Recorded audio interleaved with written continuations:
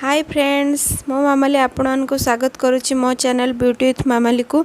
आज आम जानिबा घरे किपरि बीबी क्रीम तैयारी करि परिबा, मार्केट भली बीबी क्रीम तैयारी करिबा। चलंतु देखिबा। देखंतु फ्रेंड्स एठी मो आयुर मॉइस्चराइजर गोटे चामच यूज करुच्ची। आपण घरे जेकोसी मॉइस्चराइजर क्रीम थिबो आपण माने व्यवहार करि परिबे। एठी हमकु फेस रे आउ किछि मॉइस्चराइजर अलगा लगेया को पड़ी न थाए, जोडा कि बीबी क्रीम रे हमकु सबु किछि सेतिरे थाए। देखंतु एठी मु गोटे चामच मॉइस्चराइजर क्रीम यूज करुच्ची। तापरे मु एठी गोटे चामच सनस्क्रीन यूज करिवि। आपण घरे जेकोसी सनस्क्रीन थिबो आपण नै परिबे।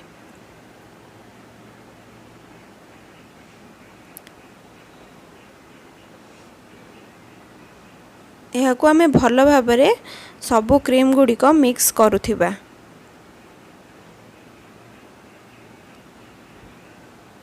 देखंतु फ्रेंड्स एठी मु विटामिन रो ई कैप्सूल गोटे यूज करुची।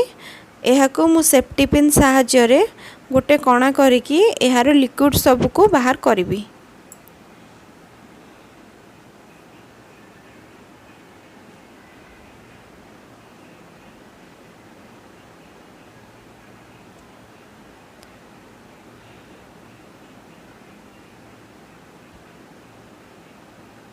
यहाकू आमे भल भाबरे मिक्स करिबा।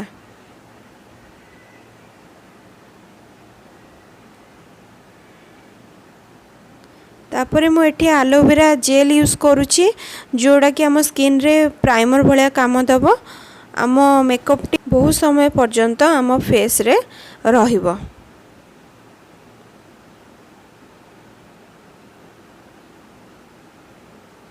तापरे मु एठी लैक्मी रो फाउंडेशन यूज करुची। आपण को स्किन को जो फाउंडेशन सूट करूथिबो आपण सेही फाउंडेशन रो गोटे चामच यूज करिवे।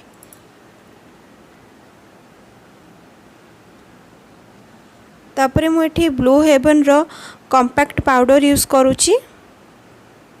अल्प किछि कॉम्पैक्ट पाउडर नेछि। एही सबु मिश्रण को आमे भल भाबरे मिक्स करिबा। देखंतु फ्रेंड्स एठी मो बीबी क्रीम टी को तैयारी करी सारिची। एहाकू आमे खाली डब्बा रे आराम से 2 मास पर्यंत रखी परिबा। देखंतु एही परि भाबरे आपण नेकी खाली डब्बा रे भर्ती करि देबे। वीडियो टी आपन को पसंद लागिथिले लाइक शेयर कमेंट करिवे। मो चैनल को सब्सक्राइब करिया को भूलिबे नाही। Bye friends.